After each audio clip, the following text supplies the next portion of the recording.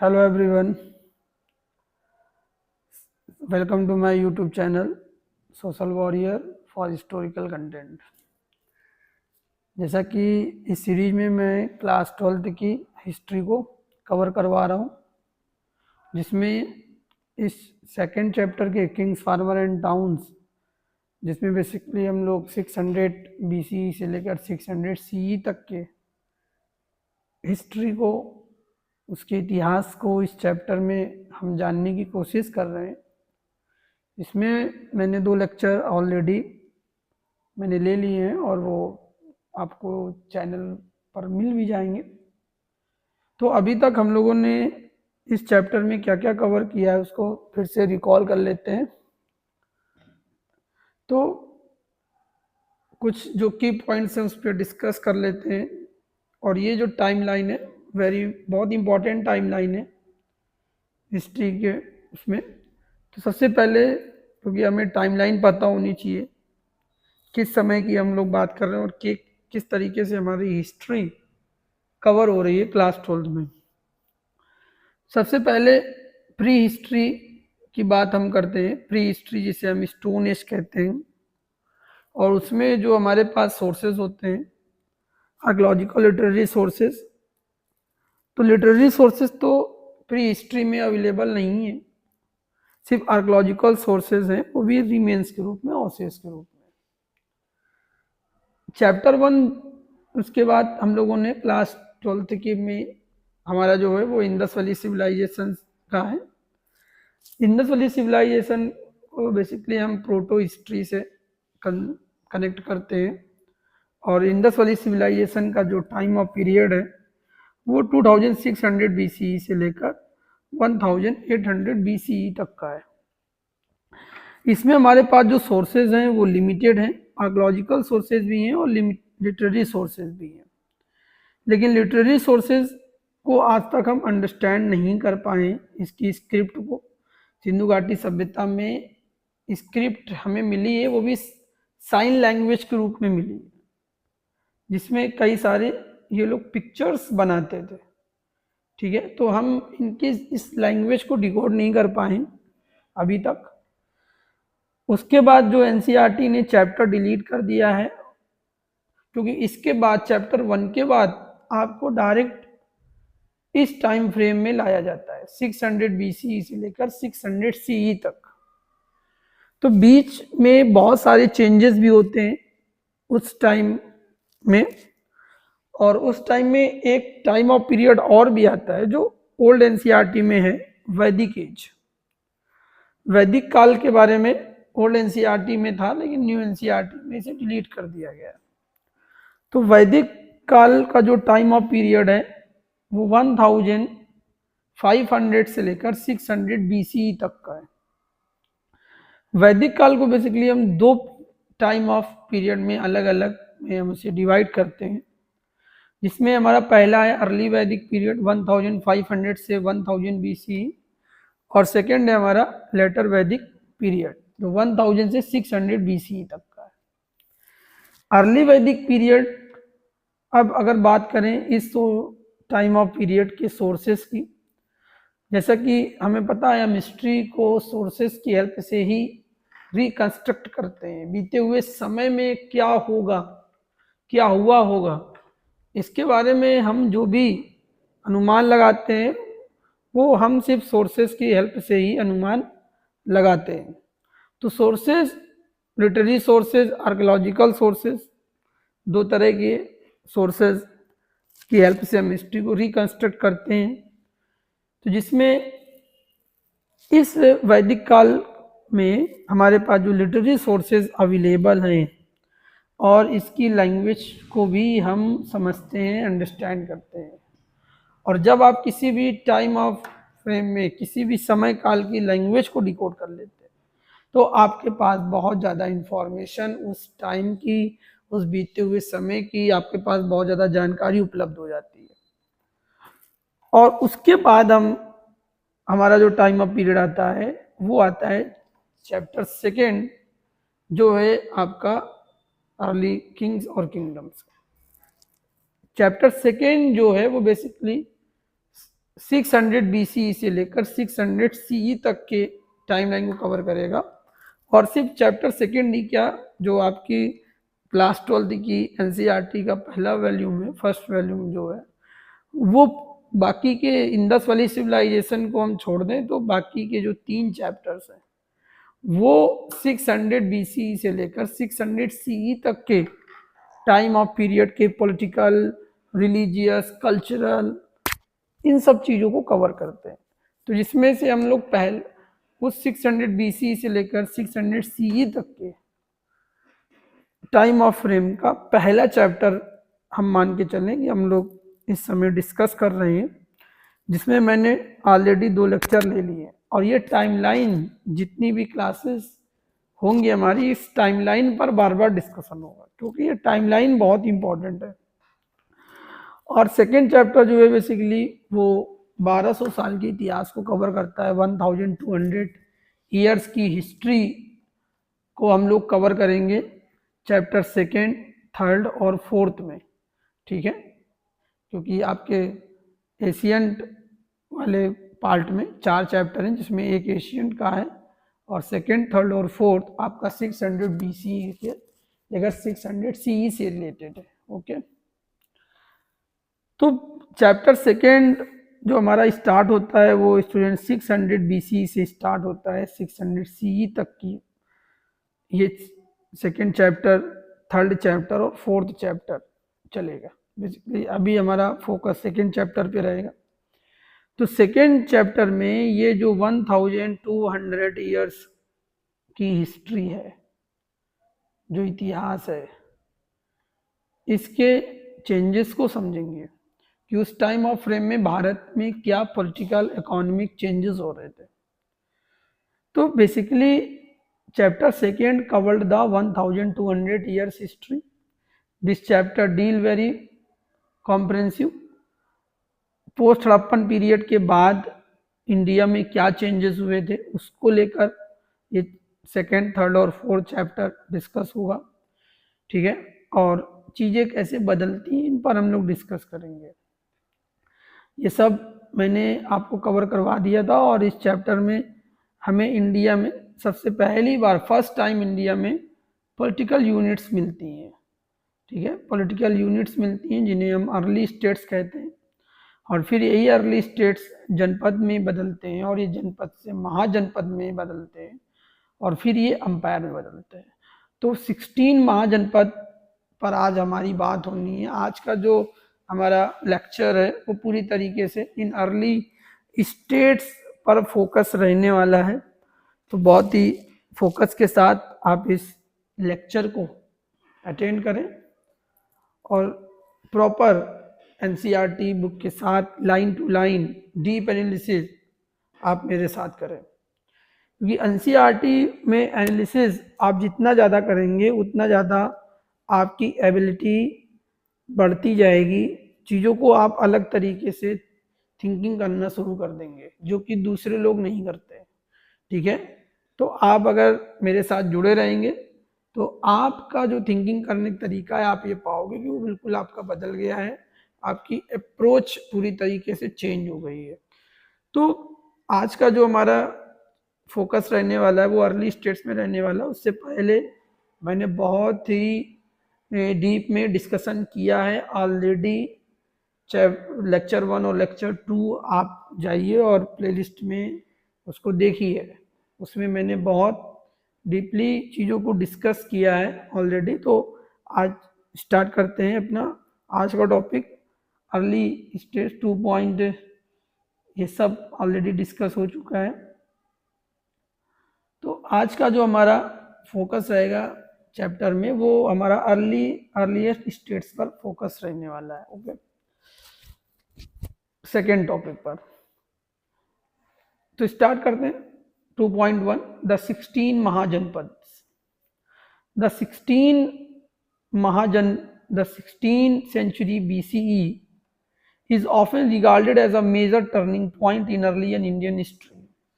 क्या कह रहे हैं कि 16 सेंचुरी जो BCE टाइम ऑफ पीरियड है, इसे भारत के प्रारंभिक इतिहास का एक बहुत ही महत्वपूर्ण एक समझ सकते हैं turning point time of period था। यहाँ से इंडियन हिस्ट्री एक अलग दिशा की तरफ जाती है, भारत का इतिहास बिल्कुल टर्निंग पॉइंट लेता है।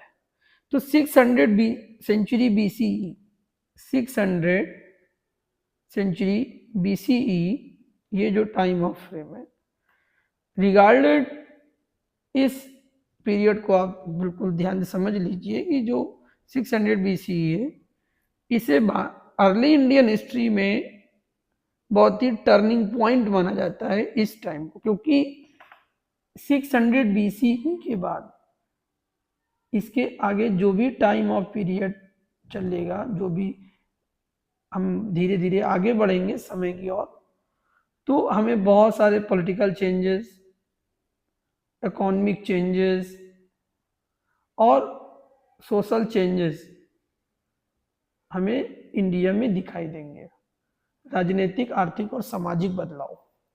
और चैप्टर सेकेंड, थर्ड और फोर्थ इन्हीं 3 थीम पर आधारित है, पॉलिटिकल, इकोनॉमिक और सोशल चेंजेस, जिसमें चैप्टर फोर्थ में आप सोशल चेंजेस के बारे में डिस्कस करेंगे डीपली। तो 600 बीसीई अर्ली इंडियन हिस्ट्री का एक बहुत ही महत्वपूर्ण पड़ाव, एक टर्निंग पॉइंट कहा जाए। It is an era associated with early states, ये एक ऐसा समय था जो अर्ली स्टेट्स से संबंधित था। उस 600 बीसीई ऑनवर्ड्स में क्या चेंजेस आ रहे थे कि अर्ली स्टेट्स का फॉर्मेशन शुरू हो गया था, cities, the growing use of iron, the development of coinage, etc. क्या कह रहे हैं, डिस्कस कर लेते हैं। इंपॉर्टेंट ये कहा जा रहा है कि 600 बीसीई से, इस टाइम ऑफ फ्रेम से, 600 बीसी ऑनवर्ड से एनसीईआरटी में क्या डिस्कस किया जा रहा है कि अर्ली स्टेट्स का फॉर्मेशन स्टार्ट हो गया। ठीक, अर्ली स्टेट्स का फॉर्मेशन स्टार्ट हो रहा है, सिटीज ग्रोइंग हो रही, सिटीज का में ग्रोइंग शुरू होगा। और इसी फेज को हम इंडिया का सेकेंड अर्बनाइजेशन फेज भी कहते हैं, क्योंकि जो फर्स्ट अर्बनाइजेशन हमारा फेज है, फर्स्ट अर्बनाइजेशन फेज, वो हमारा इंडस वैली सिविलाइजेशन है, आईवीसी। ठीक, इंडस वैली सिविलाइजेशन में, जिसमें हमने मोहनजोदाड़ो, हड़प्पा, कालीबंगा और भी बहुत सारे शहरों को चैप्टर 1 में डिस्कस कर लिया ऑलरेडी। तो वो हमारा भारत की संस्कृति का फर्स्ट अर्बनाइजेशन पीरियड था। और 600 बीसी के बाद, क्योंकि उसके बाद वैदिक पीरियड में, मैं आपको बताऊं, वैदिक पीरियड जो था इंडिया का, वैदिक पीरियड, ठीक, वैदिक पीरियड में हमें सिटीज का कोई भी एविडेंस नहीं मिला है कि उस काल में कोई शहरों का अस्तित्व था, ऐसा लेकर हमें कोई इंडिकेशन नहीं है सोर्सेस की तरफ से, क्योंकि सोर्सेस की हेल्प से ही आप हिस्ट्री को रिकंस्ट्रक्ट करते हो। तो हमें वैदिक काल में कोई भी किसी भी नगर के होने की संभावना कम नजर आती है, कोई सिटीज नहीं थी वैदिक पीरियड में। बेसिकली वो एक एग्रियन इकोनॉमी होती थी, एग्रीकल्चर इकोनॉमी होती थी, पेस्टोरल इकोनॉमी उनकी होती थी, कृषि अर्थव्यवस्था पर वैदिक काल के लोग ज़्यादा आश्रित थे।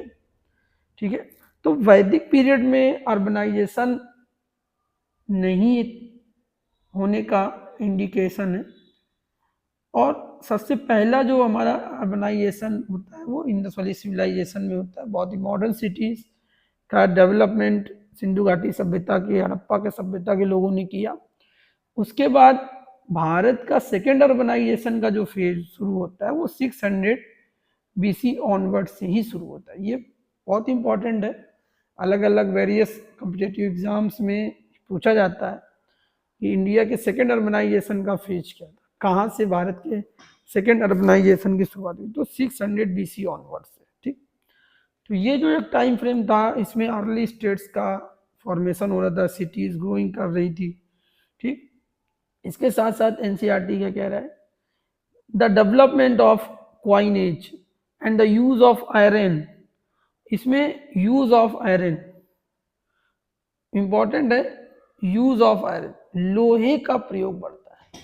ठीक है, आप ये देखोगे इंडस वैली सिविलाइजेशन में एक अलग मेटल का यूज करते थे। ठीक है, उसके बाद वैदिक काल में भी हम दूसरे मेटल का यूज करते थे, और फर्स्ट टाइम, और मैं कहूँ कि भारत के इतिहास में पहली बार लोहे का जो प्रयोग होने के हमें सबूत मिले हैं, इंडिकेशन मिला है, वो 600 BC ऑनवर्ड से ही हमें इसके सबूत मिलते हैं कि भारत में लोहे का प्रयोग किया जाने लगा। और आयरन का सिग्निफिकेंस बहुत इंपॉर्टेंट है, हम लोग इस पर डिस्कस करेंगे। अगर आयरन का यूज बढ़ रहा है, यूज ऑफ आयरन, तो आयरन का अपना सिग्निफिकेंस होता है। ठीक है, इस पर आपको डिस्कस करा, एनालिसिस करा देता हूँ। आयरन का क्या सिग्निफिकेंस है? अगर आपके पास आयरन की अवेलेबिलिटी है तो आप स्ट्रॉन्ग वेपन्स, आप हथियार बना पाएंगे, आपके जो टूल्स होंगे वो बहुत स्ट्रॉन्ग होंगे। वेपन्स और टूल्स, ये दोनों चीज़ें चाहिए आपको एक्सपेंशन के लिए और इकॉनमी को ग्रो करने के लिए। ठीक है, तो इनको जो लोहा है, लोहे का अपना एक महत्व है, आपको इतनी एक मजबूत, एक स्ट्रॉन्ग मेटल मिलेगा, और इस टाइम में आयरन का यूज़ बढ़ता जाएगा। और उसका सिग्निफिकेंस देखिएगा कि जिस स्टेट के पास सबसे ज़्यादा आयरन की अवेलेबिलिटी होगी, वो स्टेट आगे जाकर एक बहुत ही पावरफुल डायनेस्टी में, अंपायर में चेंज हो जाता है, जिसे हम मगध अंपायर कहते हैं। क्योंकि मगध एक ऐसी लोकेशन में है जहाँ से आप ये देखोगे कि उसके पास आयरन की अवेलेबिलिटी बहुत ज़्यादा है। ठीक, ओके, तो आयरन का अपना सिग्निफिकेंस है, बहुत इंपॉर्टेंट, उसका महत्व है। ठीक, नेक्स्ट, तो यूज ऑफ आयरन। अब इस टाइम ऑफ पीरियड में जब आयरन का यूज बढ़ेगा तो उसका इम्पैक्ट भी हमें दिखाई देगा कि किस तरीके से आयरन के यूज होने की वजह से चेंजेस हमें दिखाई देंगे। ओके, तो लोहे के बढ़ते प्रयोग होगा, और साथ ही साथ इस टाइम ऑफ पीरियड में 600 BC ऑनवर्ड्स में आप क्या देखेंगे, फोर्थ नंबर, एक तो अर्ली स्टेट्स का फॉर्मेशन शुरू होगा, सिटीज ग्रो होंगी, आयरन का यूज शुरू होगा, यूज ऑफ आयरन थर्ड, और फोर्थ पॉइंट बहुत इंपॉर्टेंट, क्वाइनेज पीरियड, सिक्कों का विकास। आप देखेंगे कि आपको इंडियन हिस्ट्री में फर्स्ट टाइम आपको सिक्के, आपको the development of coinage, the development of coinage, the development of coinage, सिक्कों का विकास आपको दिखेगा। इस टाइम से जो राजा थे या जो भी एम्परर होते थे, किंग होते थे, या कोई भी जो पॉलिटिकल पावर होती थी, वो सिक्कों को जारी करते थे। ठीक है, और अगर कॉइन बनाए जा रहे हैं तो किसी ना किसी मेटल के होंगे, तो इस पर हम लोग फर्दर डिस्कस करेंगे किस किस धातु के सिक्के होते थे, आपको पता चलेगा। इस टाइम पीरियड में गोल्ड कॉइन्स भी वो होंगे, सोने के सिक्के भी आपको मिलेंगे। ठीक है, बेसिकली इस समय जो सिक्के होते थे इन्हें पंच मार्का कॉइन कहा जाता था। तो ये चार इंपॉर्टेंट चीजें आपको 600 BC ऑनवर्ड से समझ में आ रही है। ठीक, अकॉर्डिंग टू एनसीईआरटी की अर्ली स्टेट्स का फॉर्मेशन, सिटीज का फिर से शहरों का विकास, दूसरी time, second time urbanization Bharat का हो रहा, भारत में दूसरी बार हमें शहरों का अस्तित्व दिखाई देगा, और तीसरा आयरन का यूज बढ़ेगा। ठीक है, आयरन का यूज बढ़ेगा, और फोर्थ नंबर हम देखेंगे कि सिक्के भी जारी किए जाएंगे, द डेवलपमेंट ऑफ कॉइनेज। ठीक, next, it also witness the growth of diverse system of thought. ये जो टाइम ऑफ पीरियड है 600 BC ऑनवर्ड से हमें ये दिखेगा, ये एक ऐसा समय काल हम कह सकते हैं, ये एक ऐसे समय का ये दौर था जब विचारों के में विविधता हमें देखने को मिलती है। इस काल में आपको अलग अलग दार्शनिक विचारधाराओं का आपको विकास दिखेगा, डाइवर्स सिस्टम ऑफ थॉट, आपको डाइवर्सिटी दिखेगी दार्शनिक में, सोच विचार में, ठीक है, समाज को लेकर खास तौर पे इसमें हमें एक नए विचारों का उद्भव देखने को मिलेगा इस टाइम ऑफ पीरियड से। इसी में बौद्ध और जैनिज्म भी शामिल है। बौद्ध तथा जैन सहित विभिन्न इसी काल में ये जो टाइम ऑफ पीरियड है, कौन सा टाइम ऑफ पीरियड चल रहा है, 600 BC ऑनवर्ड। 600 BC ऑनवर्ड से आपको क्या दिखेगा, एक इंपॉर्टेंट फिर से पॉइंट मिला आपको, जैनिज्म और बुद्धिज्म, जैनिज्म और बुद्धिज्म, इनका आपको डेवलपमेंट, इनका आपको विचार देखने को मिलेगा। जैन और बौद्ध धर्म का, इन दोनों विचारधाराओं का, धर्मों का आपको डेवलपमेंट, इनका ग्रोथ आपको इस टाइम ऑफ पीरियड से दिखाई देगा। जैनिज्म और बुद्धिज्म, जैन और बौद्ध धर्म, और हिंदुज़्म का तो वैदिक पीरियड से ऑलरेडी शुरू हो चुका है, हिंदुज़्म का, हिंदू धर्म का, और 600 BC आते आते विचारों में विभिन्नता आ जाती है, डाइवर्स थॉट क्रिएट होने लगते हैं सोसाइटी में, समाज को लेकर जो नज़रिया है वो बदलने लगता है, और इसी वजह से नई एक ब्रांचेस शुरू होती हैं अदर रिलीजन्स की, थॉट की, उसमें जैनिज्म और बुद्धिज्म का डेवलपमेंट इस टाइम ऑफ पीरियड। तो जैसा कि पहली लाइन में ही है कि ये जो टाइम ऑफ पीरियड है 600 BCE, ये भारत के इतिहास का एक टर्निंग पॉइंट था, ठीक है, और वो पॉइंट टू पॉइंट आपको समझ में भी आ रहा है कि ये बहुत ही महत्वपूर्ण समय है भारत के इतिहास का, जिसमें हम देख रहे हैं कि सिटीज ग्रोइंग हो रही हैं, अर्ली स्टेट्स ऑफ फॉर्मेशन हो रहा है,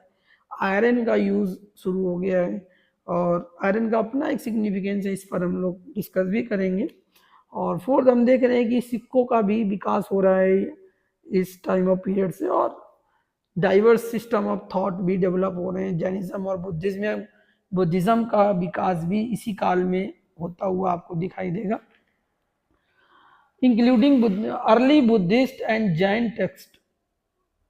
और जो बुद्धिस्ट और जो जैन टेक्स्ट हैं, बौद्ध और जैन धर्म के जो आरंभिक ग्रंथों में, बौद्ध और जैन धर्म के जो अर्लियर टेक्स्ट हैं, जो सबसे पहले लिखे गए होंगे, उस टाइम में लिखे गए होंगे, इन लोगों ने जो भी अपने ग्रंथ लिखे हैं, बौद्ध और जैन धर्म के लोगों ने, जो इनके अर्लीस्ट टेक्स्ट हैं, मेंशन, उसमें क्या बात मेंशन है उन टेक्स्ट में, अमॉन्ग्स अदर थिंग्स, ठीक है, कई सारी चीजों के अलावा इस सूची में महाजनपदों का नाम उल्लेख, 16 स्टेट्स नोन एज महाजनपद, महाजनपदास का उल्लेख मिलता है। तो बौद्ध और जैन धर्म, जिसमें आप चैप्टर 4 में भी देखोगे, इसी वॉल्यूम का जो चैप्टर 4 होगा, तो बौद्ध और जैन धर्म के जो प्रारंभिक ग्रंथ थे, अर्लियर जो टेक्स्ट थे, उसमें 16 महाजनपद का उल्लेख है, 16 राज्यों का उल्लेख मिलता है, 16 महाजनपदास का उल्लेख मिलता है। आल्दो द लिस्ट वेरी, यद्यपि हम ये ध्यान दें कि आल्दो द लिस्ट वेरी, अब इसमें जो सूची है जैन और बौद्ध धर्म की महाजनपदों को लेकर, उसमें कुछ नाम अलग अलग हैं, एक समान नहीं है।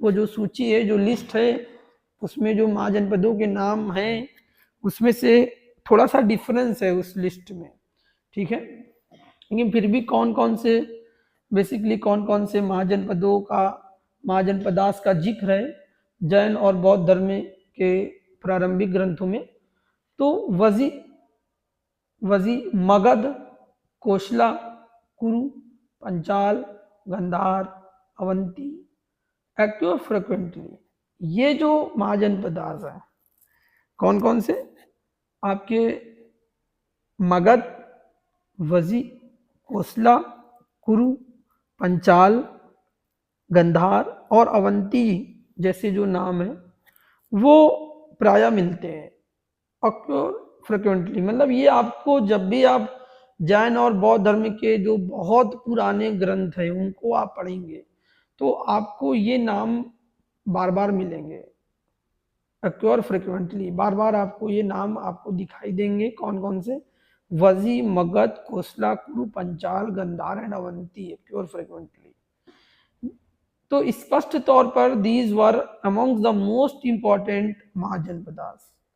तो स्पष्ट तौर पर हमें पता चलता है कि ये स्पष्ट है कि ये जो महाजनपद है अवंती, वजी, मगध, कोसला, कुरु, पंचाल, गंधार, ये सबसे महत्वपूर्ण महाजनपदों में गिने जाते होंगे क्योंकि ये नाम दोनों जैनिज्म में भी है और बुद्धिज्म में भी है।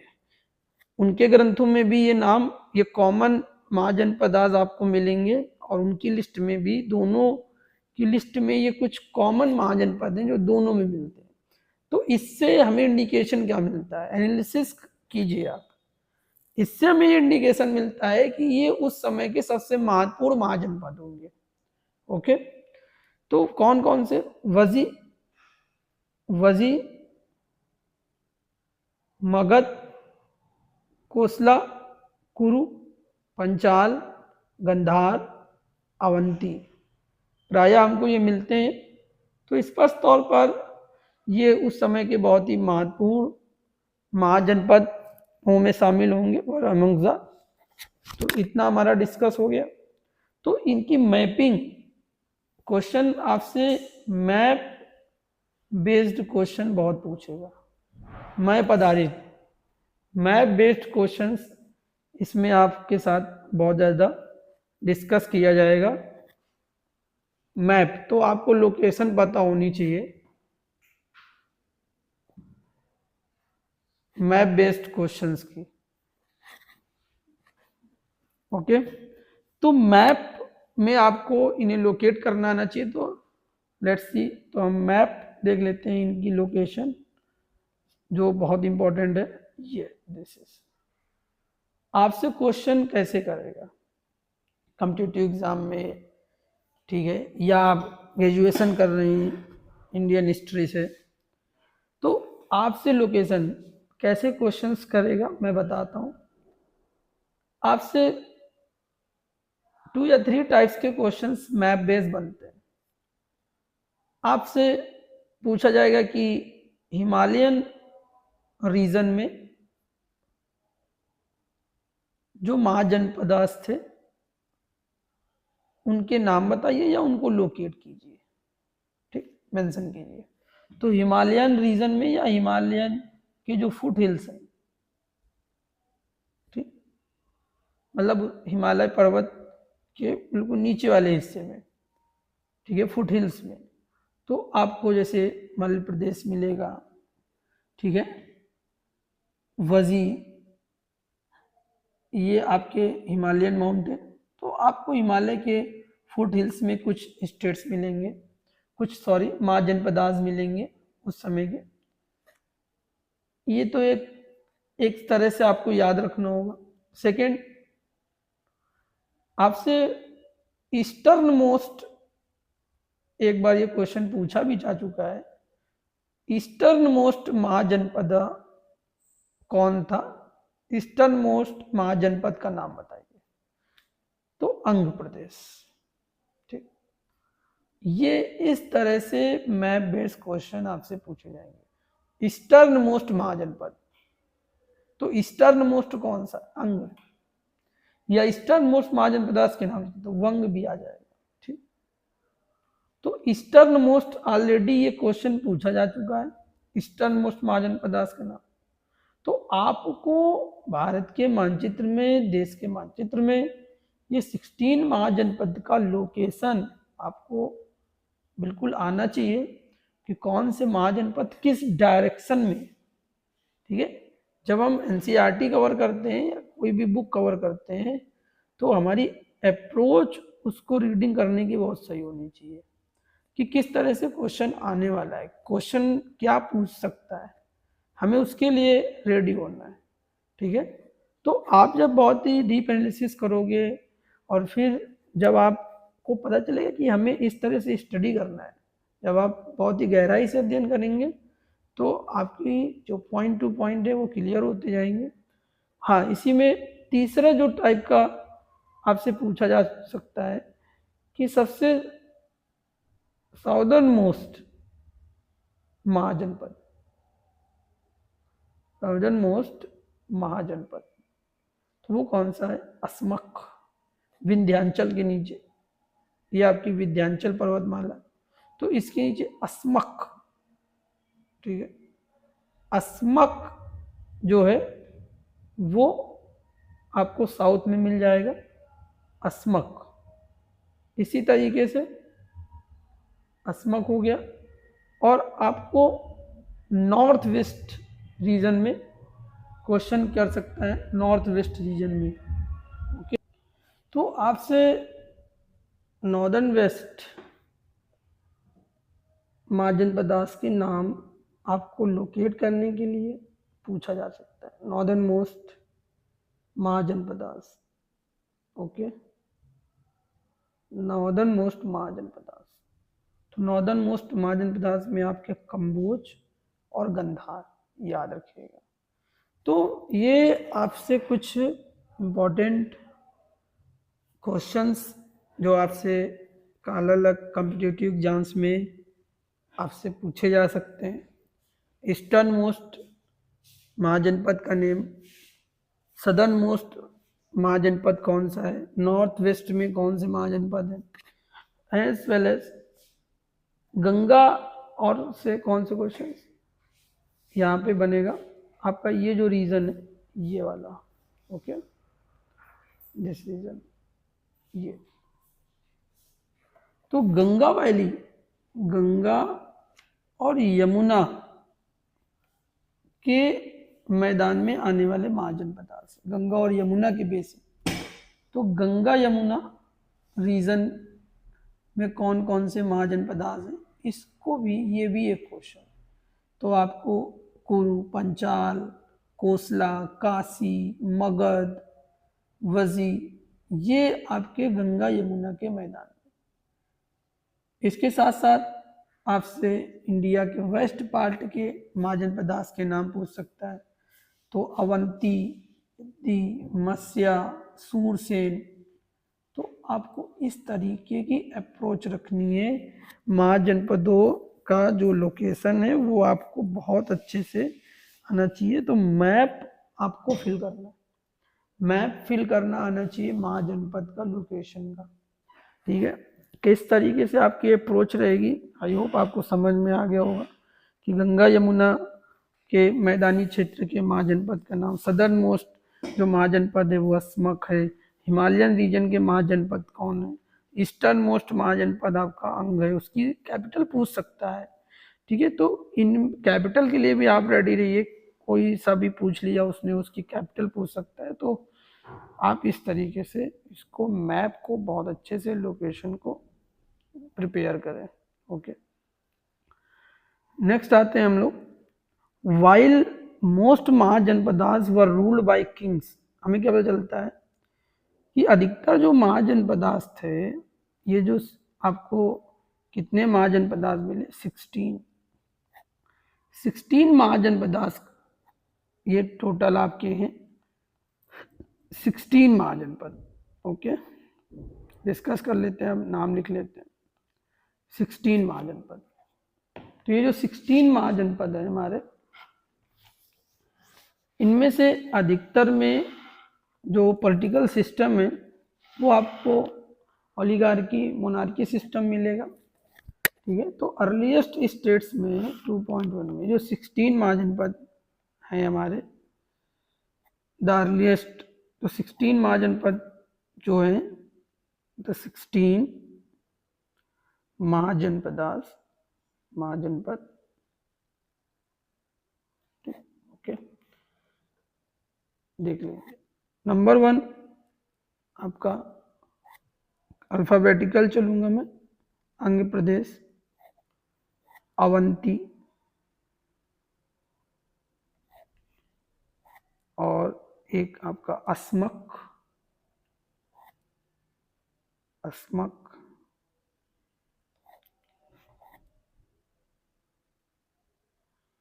चेदी, गंधार, गंधार आपका, गंधार, कुरु,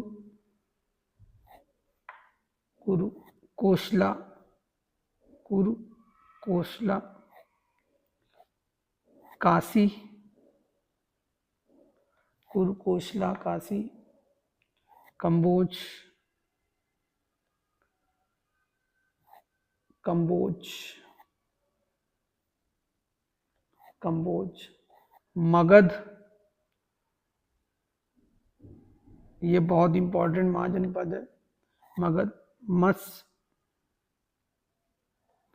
मत्स्य, मध्य प्रदेश, मल, पंचाल, पंचाल, सूरसेन,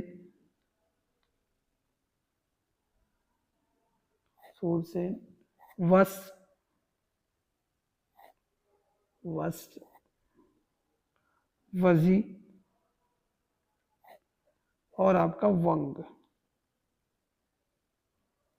ओके, तो ये आपके महाजनपदास काउंट करेंगे तो 16, 17, साउथ का आप काउंट नहीं करेंगे तो 16 बचेंगे।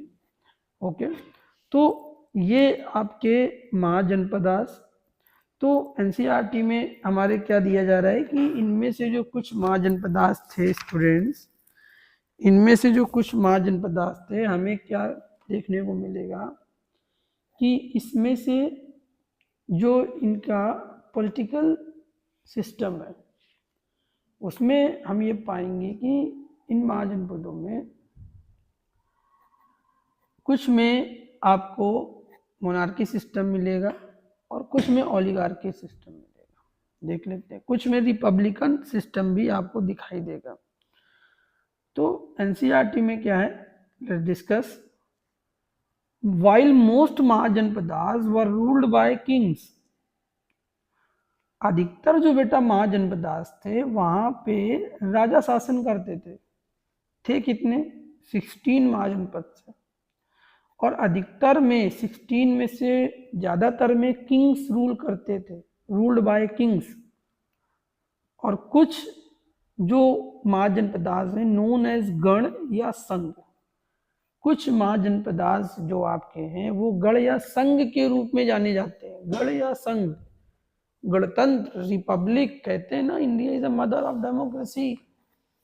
तो इनमें से कुछ बेटा स्टेट्स, इन महाजनपदास में 16 महाजनपद हैं, इनमें से कुछ स्टेट्स में हमें थोड़ा डेमोक्रेसी का, डेमोक्रेटिक सिस्टम का एलिमेंट मिलता है। तभी तो हम बहुत ही प्राउडली कहते हैं India is the mother of democracy. गण मिल रहा है, गणतंत्र, रिपब्लिक, यूनिट्स आपको मिलेंगी, रिपब्लिकन स्टेट्स का एलिमेंट आपको मिलेगा।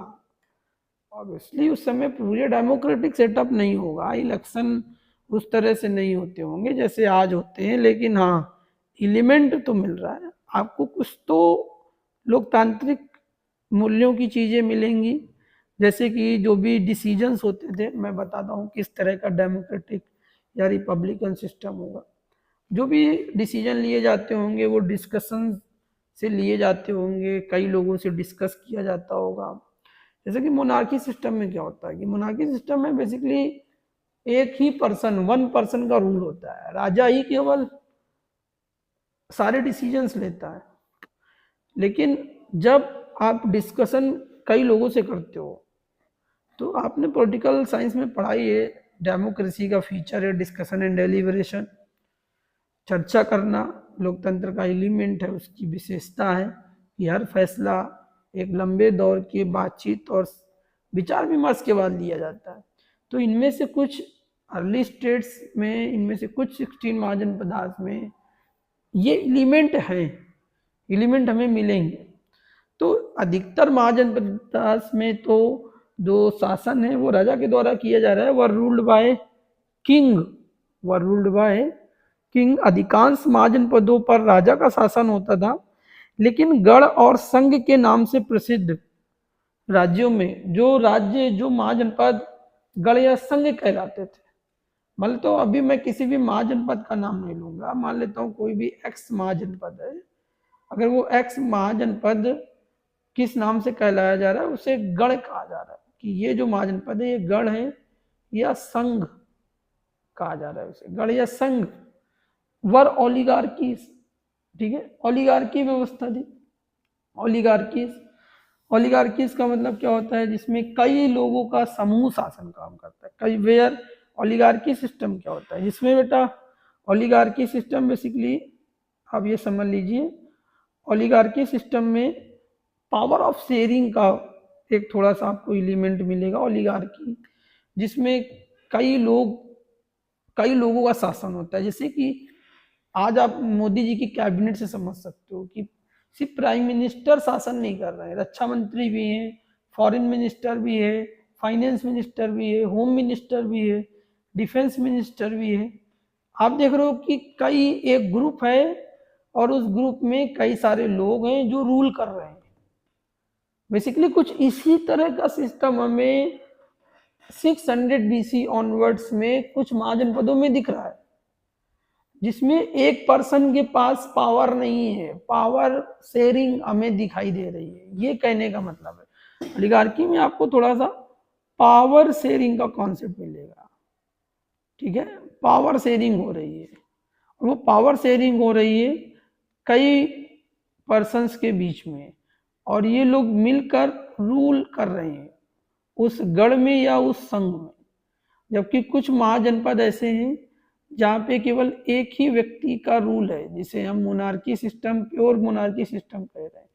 ओलिगार्की में आपको पावर शेयरिंग का कॉन्सेप्ट दिखेगा, जिसमें एक समूह में where power was shared by a number of man, जिसमें पावर को शेयर किया जा रहा है कई सारे व्यक्तियों में। Power was shared by number of man often collectively called rajas, जिन्हें सबको कलेक्टिवली हम समूह के रूप में कह सकते हैं, जिन्हें राजास कहते होंगे। जैसे आज सबको हम मंत्री कहते हैं, जैसे आज हम सबको मंत्री कहते हैं कि ये सारे मंत्री हैं, डिफेंस मिनिस्टर, फॉरेन मिनिस्टर, सब में आपको मंत्री लगेगा, सब मंत्री कहे जाते हैं। तो उसी तरह इनको कलेक्टिवली क्या कहा जाता था, प्राय often collectively called rajas, often collectively called rajas, ठीक है, ओके।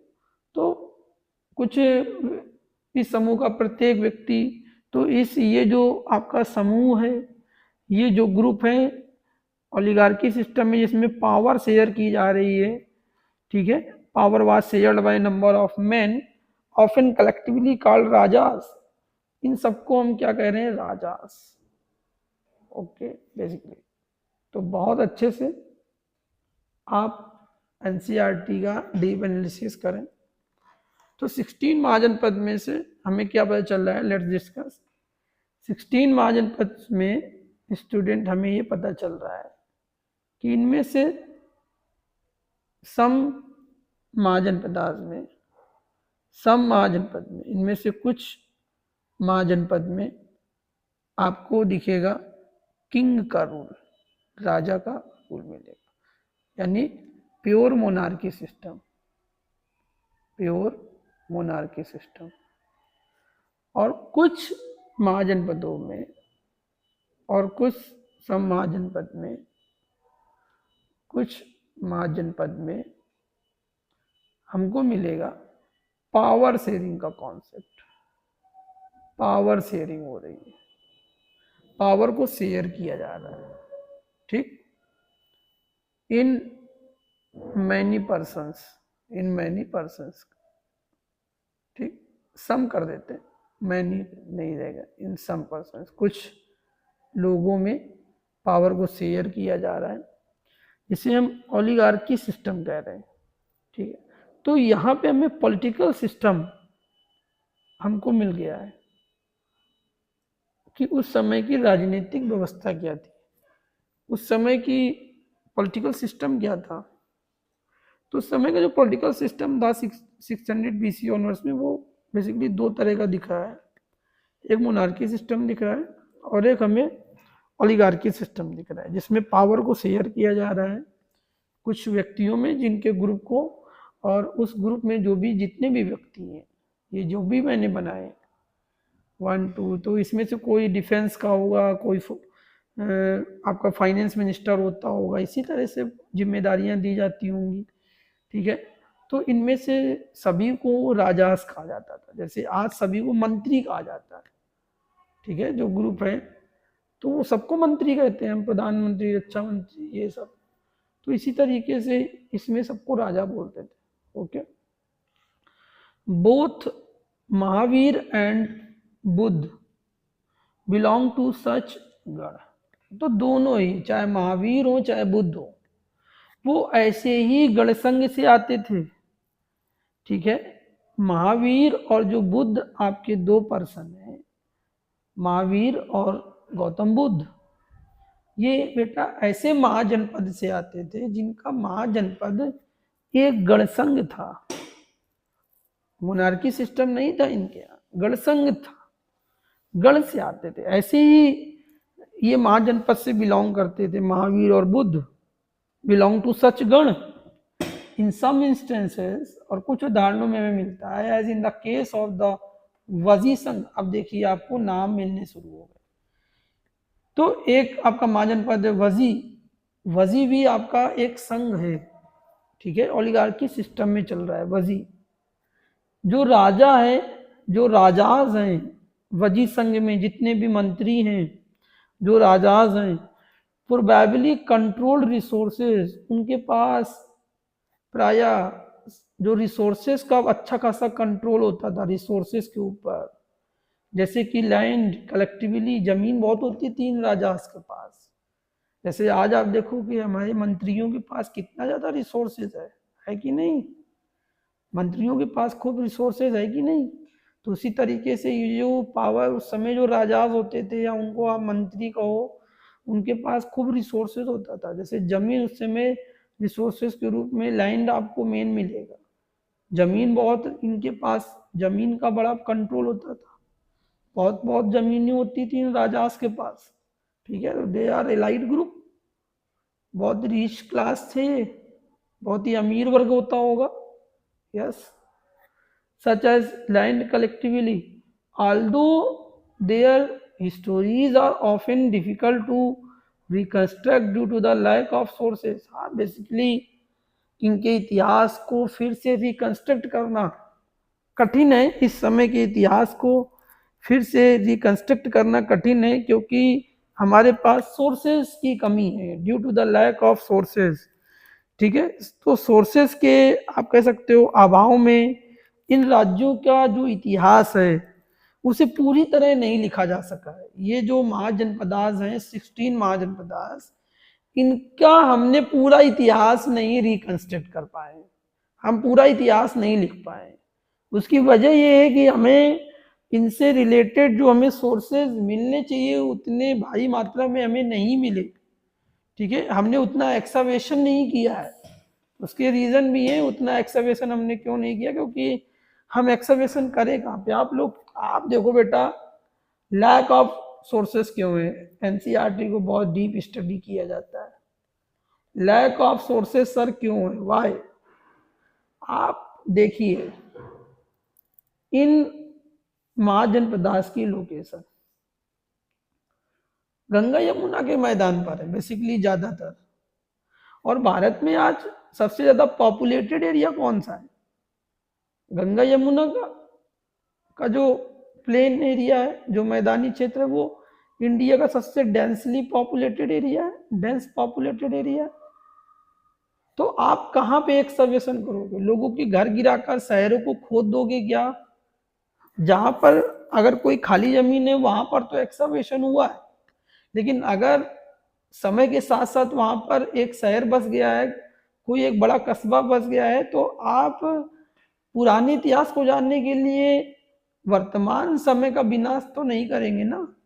इसीलिए तो हमारे पास इंडियन हिस्ट्री, भारत का इतिहास तो हम अभी तक जान ही नहीं पाए।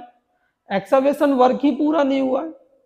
90% से ज्यादा जो हमारा हिस्ट्री है वो जमीन में दबा हुआ है, हमारे शहरों के नीचे, कस्बों के नीचे दबा है, और हम उसे एक्सकवेट नहीं कर सकते अब, क्योंकि अब शहर बस चुके हैं, गांव कस्बे बस चुके हैं। आप उन्हें गिराकर एक्सकवेशन तो नहीं करने वाले। इसीलिए आप देखो ना, ये रीजन कहाँ पर बसा है, गंगा यमुना के मैदान पर है भाई ज्यादातर। तो आप कहाँ पर एक्सकवेशन कर लेंगे? इसीलिए हमारे पास सोर्सेस की भी बहुत कमी है, सोर्सेस की बहुत कमी है, जिसकी वजह से हम इन महाजनपदों के इतिहास को पूरी तरह से लिख नहीं पाए। सम ऑफ दीज स्टेट्स, इनमें से जो कुछ राज्य हैं, लेकिन फिर भी हम एक, हमारे पास इतना तो सोर्सेज और इतनी तो जानकारी है ही, जिसके बिहाफ पर हम ये कह रहे हैं कि इनमें से जो कुछ स्टेट्स थे, 16 में से जो कुछ राज्य थे, लास्टेड फॉर नियरली 1000 ईयर्स, वो कई हजार वर्षों तक अस्तित्व में रहे। मतलब उनका जो अस्तित्व रहा, उनका जो एग्जिस्टेंस रहा, वो कई हजार वर्ष तक रहा। Very interesting.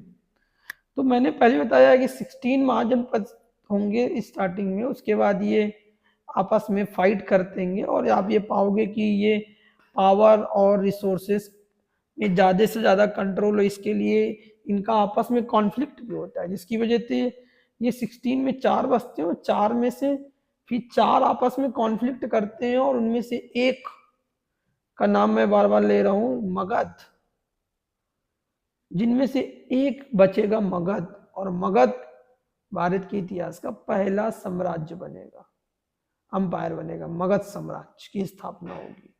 ठीक है, तो 16 होंगे, 16 से कॉन्फ्लिक्ट करेंगे रिसोर्सेस के लिए, और उसके बाद ये 4 बचेंगे, एक दूसरे को जीतते जाएंगे, 4 बचेंगे, फिर 4 बड़ी पावर बचेंगी, और फिर 4 में से केवल एक ही जो आपका मगध है वो बहुत ताकतवर हो जाएगा, और मगध उसके बाद एक भारत के पहले साम्राज्य की स्थापना, मगध साम्राज्य की स्थापना होती है। तो नेक्स्ट क्लास में, नेक्स्ट लेक्चर्स में मगध पर हमारा विशेष फोकस रहेगा कि मगध इतना ताकतवर क्यों था, उसके पीछे की क्या रीजंस थे, इस पर हम लोग डिस्कस करेंगे मगध के पावरफुल सेंटर के रूप में। तो आज के डिस्कशन को कंप्लीट करते हैं। ओके, तो नेक्स्ट क्लास में हम लोग मगध के पर डिस्कस करेंगे। 2.2 में मगध पर हमारा मेन डिस्कशन होना है, फर्स्ट अमंग्स द 16 मगध। तो मगध इतना पावरफुल महाजनपद था, इस पर हमारा नेक्स्ट लेक्चर होगा। तो आप इस लेक्चर को ध्यान से पढ़िए, इसको लिसन कीजिए, वॉच कीजिए, और ज़्यादा से ज़्यादा जो भी आपका ग्रुप है उसमें चैनल को शेयर कीजिए, क्लास को शेयर कीजिए, और आप चैनल को ज़रूर से ज़रूर सब्सक्राइब करें, क्योंकि आपका एक सब्सक्रिप्शन मेरे कॉन्फिडेंस को बढ़ाता है, मुझे मोटिवेट करता है कि मैं आपके लिए इसी तरीके से कंटेंट आपके लिए लाऊं। तो आज की क्लास को यहीं पर रोकते हैं class. Thank you so much.